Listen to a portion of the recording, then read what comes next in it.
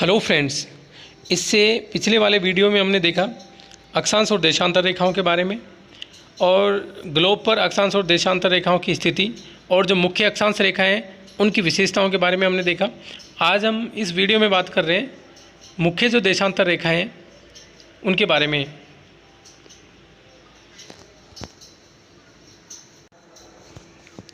अब मुख्य देशांतर रेखाओं की बात करें तो यहाँ पर एक सबसे मुख्य जो देशांतर रेखा है ये 0 डिग्री यहाँ पर जो ग्रीनविच रेखा है, ये ग्रीनविच रेखा इसलिए बोलते हैं यहाँ इसे क्योंकि यहाँ पर ये इंग्लैंड में एक जगह है ग्रीनविच, वहाँ से होकर गुजरती है, लंदन के पास से होकर, तो इसलिए इसे ग्रीनविच रेखा बोलते हैं।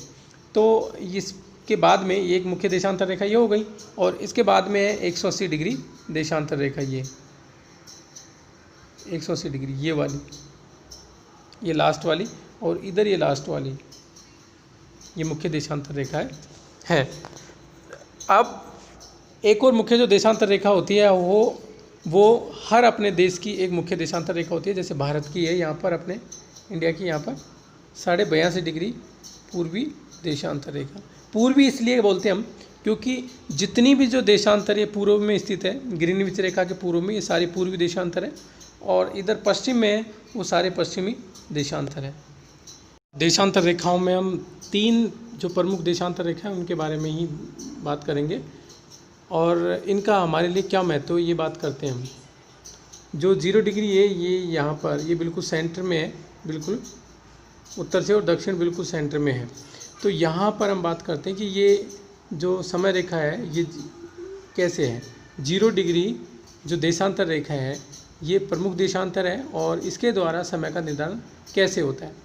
यदि मान लो कि यहाँ पर हमें किसी क्षेत्र का देशांतर पता है, मान लो यहाँ पर हम भारत की बात करते हैं, यहाँ भारत का हमें देशांतर का पता है, तो हम क्या करेंगे, इधर जितने भी है ग्रीनविच रेखा के इधर यहाँ से, तो इसमें जो ग्रीनविच रेखा पे जो टाइम है उसमें हम ये समय प्लस कर देंगे, यहाँ जो भी टाइम आएगा तो वहाँ का पता लग जाएगा कि यहाँ कितना टाइम हो गया।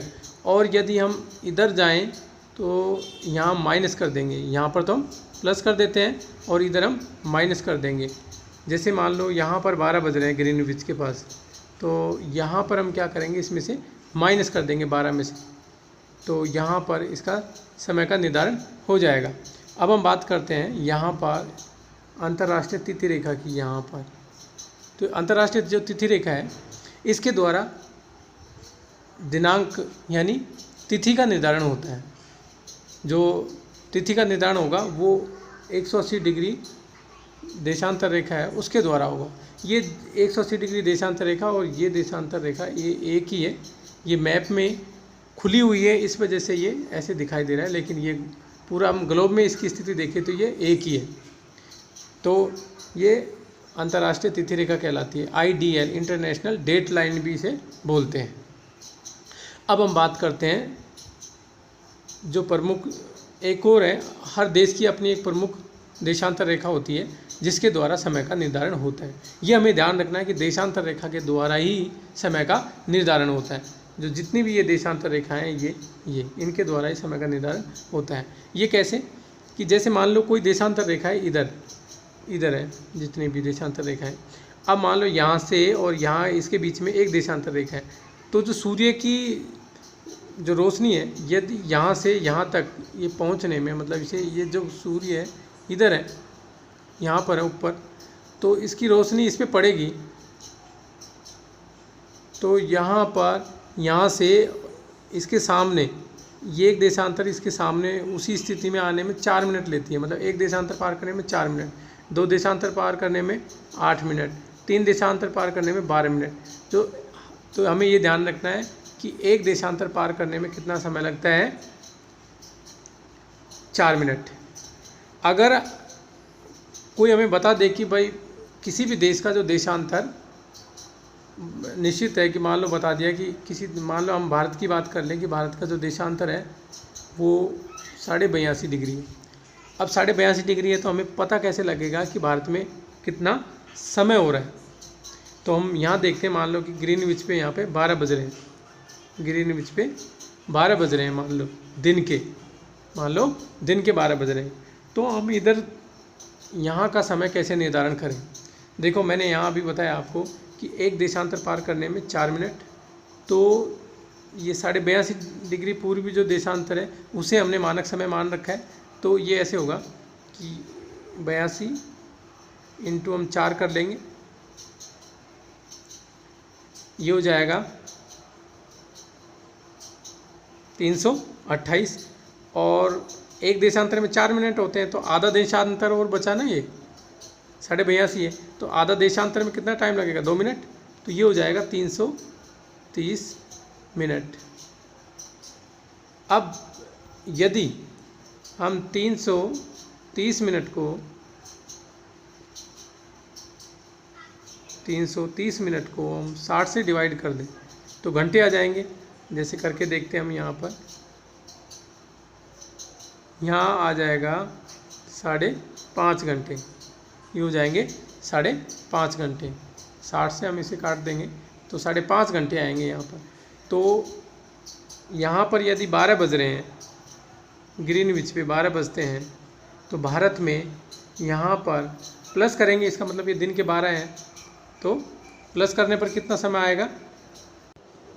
तो हम क्या करेंगे, इसमें हम कर देंगे कि जो ये 12 है उसमें हम ये समय जोड़ देंगे, कितना, 5.5 घंटे, क्योंकि 0 डिग्री से पूर्व में जितने भी अक्षांश रेखा पे हम किसी देश का समय निर्धारण करें तो हम क्या करेंगे, इसमें जोड़ देंगे समय को। देशांतर से हमें ये समय का पता लग गया कि वहाँ कितना समय, तो यहाँ पर 5.5 घंटे का अंतर है यहाँ से ग्रीनविच से यहाँ तक के बीच में, क्योंकि 0 के बाद में 1 2 3 ऐसे करके यहाँ पर ऐसे करके यहाँ 82.5 डिग्री अपना मानक समय है। तो यहाँ पर 12 में हम 5 जोड़ देंगे तो ये समय हो जाएगा 5:30 बजेंगे, इसमें शाम के 5:30 बजेंगे। अब हम बात करें कि मान लो इधर किसी देश का मान लो 82.5 होता है, तो यहाँ पर हम क्या करते हैं, इधर 5.5 घंटे हम माइनस कर देते हैं। इधर मान लो भारत की स्थिति यहाँ होती, तो सपोज़ करो कि यहाँ पे भारत की स्थिति होती, तो हम क्या करते हैं, इसे 5.5 घंटे इसमें से माइनस कर देते हैं। इसका मतलब यहाँ पे हो जाता है 12 में से 5.5 घंटे यहाँ घटा देते हैं हम। तो इसमें क्या हो जाता, यहाँ पर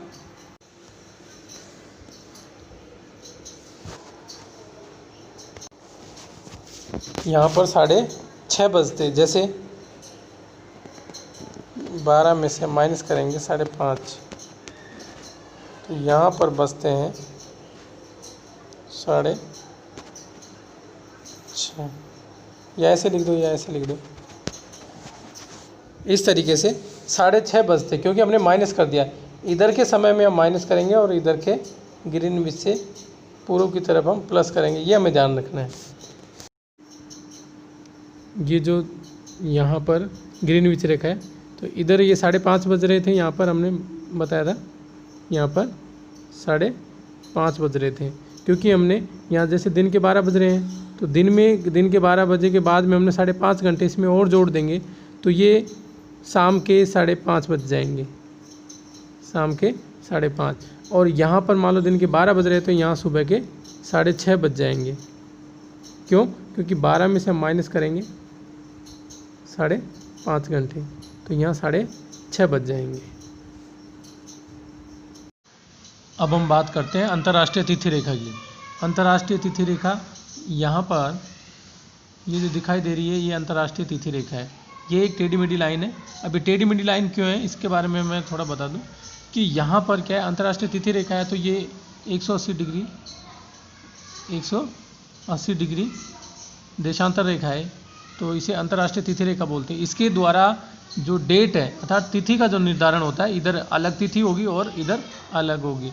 मान लो यहाँ पर 13 तारीख है, तो यहाँ पर 14 तारीख होगी, और यहाँ पर मान लो कोई डे है, मान लो सोमवार है, और इधर मंगलवार होगा।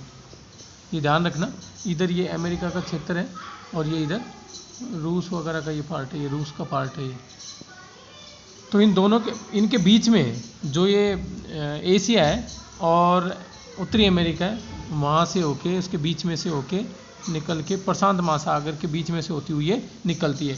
अब इसे यहाँ प्रशांत महासागर से ही क्यों निकाला, यहीं पे क्यों माना, इसका कारण ये है कि जो देश हैं वो बसे हुए हैं यहाँ पर, बहुत कम बसे हुए हैं, मतलब जो इक्के दुक्के देश यहाँ पे बसे हुए हैं।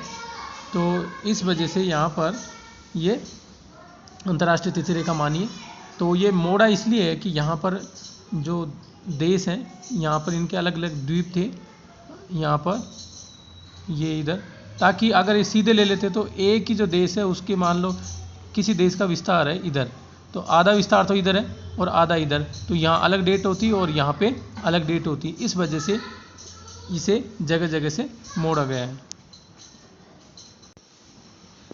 यदि यहाँ पर कोई व्यक्ति है इस तरफ और वो इसकी तरफ जापान की तरफ आना चाहता है, ये अमेरिका की तरफ है, यहाँ पर यहाँ मान लेते हैं हम ये अमेरिका की तरफ है, और कोई व्यक्ति यहाँ पर इसके पास में ही इधर है और वो इधर जाना चाहता है, तो मान लो ये सोमवार में है यहाँ पर, सोमवार को, तो यहाँ पर वो मंगलवार में पहुँच जाएगा। यदि वो मंगलवार को यहाँ से इधर सोमवार की तरफ मतलब यहाँ पर इंटरनेशनल डेट लाइन को पार करता है वो, तो यहाँ पर वो सोमवार में पहुँच जाएगा।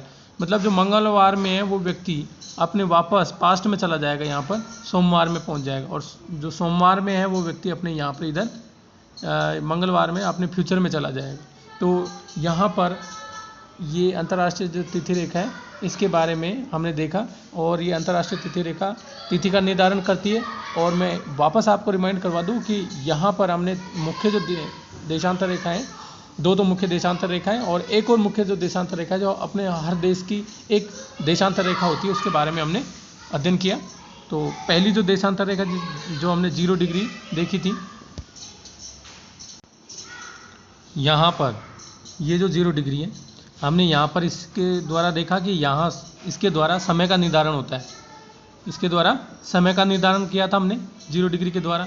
और ये जो यहाँ पर हमने देखा ये वाला, इसके द्वारा तिथि का निर्धारण हो रहा है। जो 180 डिग्री देशांतर रेखा है इसके द्वारा तिथि का निर्धारण हो रहा है। और एक और हमने देशांतर रेखा की बात की, जो हर अपने देश का एक देशांतर होता है, या किसी देश में जिनका अक्षांश से विस्तार ज़्यादा होता है तो उनका एक से ज़्यादा भी वहाँ मानक समय होता है। जैसे कि यहाँ पर है रूस, यहाँ पे रूस है, तो रूस क्या है, यहाँ से रूस की स्थिति होके ये पूरा यहाँ तक फैला हुआ है, तो इसमें क्या यहाँ पर समय में बहुत अंतर पड़ जाता है यहाँ पर। तो इस वजह से अलग अलग देशांतर मानक समय मान रखे हैं।